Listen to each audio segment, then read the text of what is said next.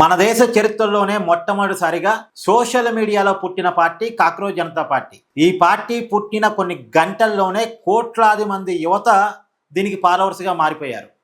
ఈరోజు పార్టీ ఏర్పడిన తర్వాత తొలిసారి ఢిల్లీ జంతర్ మంతర్ దగ్గర ధర్నా కార్యక్రమాన్ని ఈ పార్టీ తరపున నిర్వహిస్తున్నారు. కారణం ఏంటంటే నీట్ పేపర్ లీకుకి నిరసనగా మరియు కేంద్ర ప్రభుత్వ విధానాలకు వ్యతిరేకంగా కేంద్ర ప్రభుత్వ ప్రజా వ్యతిరేక విధానాలను నిరసిస్తూ ఒక ధర్నా కార్యక్రమాన్ని నిర్వహిస్తున్నారు. దీనికి కూడా లక్షలాది మంది యువత హాజరవుతున్నారు. అయితే ఈ కాక్రోచ్ జనతా పార్టీ వేస్తున్నటువంటి క్వశ్చన్స్కి ఆన్సర్ చెప్పాల్సినటువంటి బీజేపీ ఈ పార్టీ వెనకాల కేజ్రీవాల్ ఉన్నాడు, ఈ పార్టీ వెనకాల విదేశీ హస్తాలు ఉన్నాయి, ఈ పార్టీ వెనకాల విదేశీ నిధులు ఉన్నాయి అని చెప్పి ఆరోపిస్తూ ఉంది.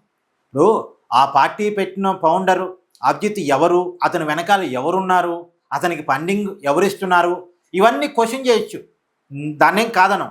కానీ అంతకు మించి ఈ కాక్రోచ్ జనతా పార్టీని ఆదరిస్తున్నటువంటి యువత అయితే ఈ దేశం లేగా, వాళ్ళు ఈ రాజకీయాల పట్ల ఇప్పుడు నడుస్తున్నటువంటి పరిపాలన పట్ల తమ అసంతృప్తిని తమ అసహనాన్ని అయితే చెప్తున్నారుగా. మరి ఈ అసహనానికి అసంతృప్తికి అయితే బీజేపీ సమాధానం చెప్పాలిగా, కేంద్రం సమాధానం చెప్పాలిగా. ఇప్పుడు కాక్రోచ్ జనతా పార్టీని గుడ్డిగా మనం సమర్థించడం అని కాదు, దాని వెనకాల ఏమైనా విదేశీ శక్తులు కనుక ఉంటే దాన్ని వెలికి తీయాలి, దాన్ని కాదంటే.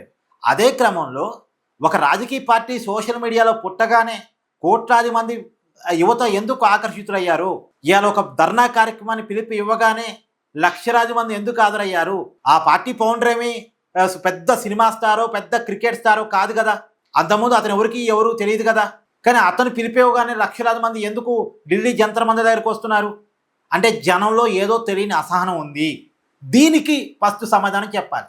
ఈ అసహనం ఈ అసంతృప్తి జనంలో లేకపోతే ఏ విదేశాలోడు ఏమీ చేయలేడు, లేదు ఇంకెవడో వెనకాలండి ఇంకో కొత్త పార్టీని పెట్టించినా ఏమీ కాదు. సో ముందు జనంలో అసహనం అసంతృప్తి ఎందుకుంది? ఇప్పుడు నీట్ పేపర్ లీక్ కావటం ఎంతమందిని అసంతృప్తికి గురి చేసింది చెప్పండి, ఎంతమంది జీవితాలను తలకిందులు చేసింది చెప్పండి. సో వ్యవస్థలను సరిగా మేనేజ్ చేసుకోవడం అనేటువంటిది, యువత అడుగుతున్నటువంటి ప్రశ్నలకు సమాధానం చెప్పడం అనేటువంటిది ముందుగా కేంద్ర ప్రభుత్వం చేయాల్సిన పని. దీని మీద మీ కామెంట్ జడ్జ్ చేయండి.